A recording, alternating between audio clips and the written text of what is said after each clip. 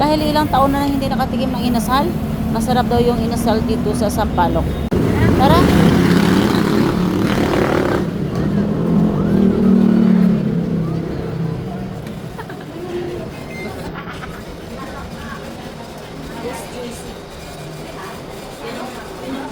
Orderin ko lang ng isa legs na inasal na manok. At ito na nga.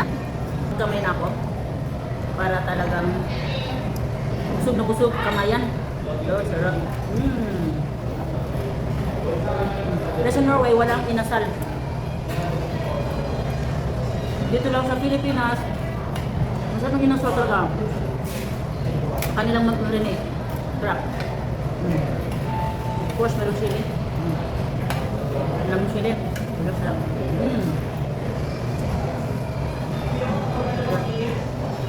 Sarap.